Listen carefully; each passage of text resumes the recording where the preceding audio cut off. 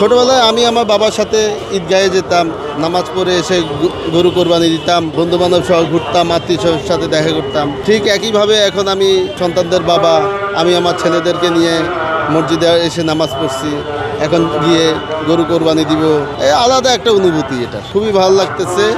দেশবাসীকে ঈদের শুভেচ্ছা, ঈদ মোবারক। হ্যাঁ, খুবই ইমোশনাল হয়ে যায় এবং ছোটবেলার কথাই মনে পড়ে, ছোটবেলার স্মৃতিগুলো মনে পড়ে। ছোটবেলার সে আনন্দ হয়তো এখন আর আমাদের মধ্যে নেই, কিন্তু আমরা চাই যেন আমাদের বাচ্চারা সে আনন্দটা উপভোগ করতে পারুক। সারাদিনে যে গরু জবাই দেখবো, গরু মাংস খাবো, ঘুরবো। এখানে আসতে খুবই ভালো লাগছে। কার সাথে আসছো?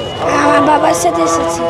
এই কোরবানি ঈদে আমার কাছে খুবই ভালো লাগতেছে যে আমি আমার ছেলেকে নিয়ে বাইতুল মুকাররমে নামাজ পড়তে আসছি। তো খুব ভালো লাগছে, আশা কোরবানিও আমরা দিচ্ছি, ভালো লাগছে।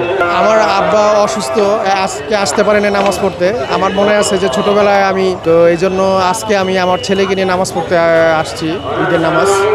তো আমার কাছে অবশ্যই এটা ইমোশনাল যে আমার আব্বা আজকে আসতে পারলো না অসুস্থতার কারণে, কিন্তু আমি আমার ছেলেকে নিয়ে আসছি। যদিও এটা আমার ছোটোবেলার স্মৃতির কথা অনেক মনে পড়তেছে, যেটা আমার সবসময় মনে থাকবে যে এটা আজকে আমার ছেলেকে নিয়ে আমি নামাজ পড়তে আসছি।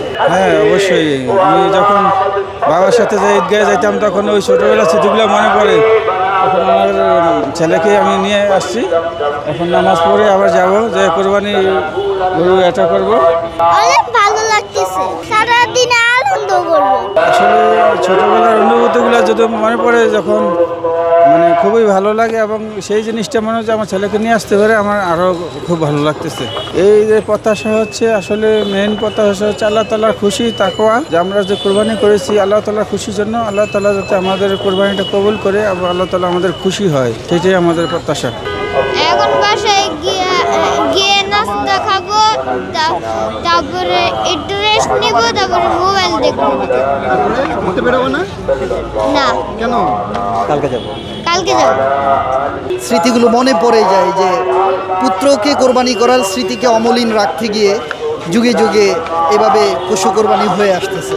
অসাধারণ সন্তানকে নিয়ে আসার অনুভূতি।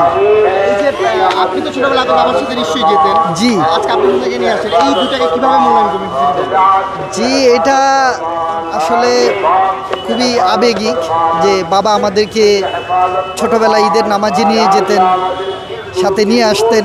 হ্যাঁ, বাবা এখন নাই, এখন আমি আমার সন্তানকে নিয়ে এসেছি।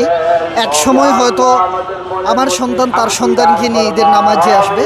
এভাবে এই ধারাবাহিকতা কিয়ামত পর্যন্ত অব্যাহত থাকবে। এই মুহূর্তটা ভাবলে কান্না পায় না?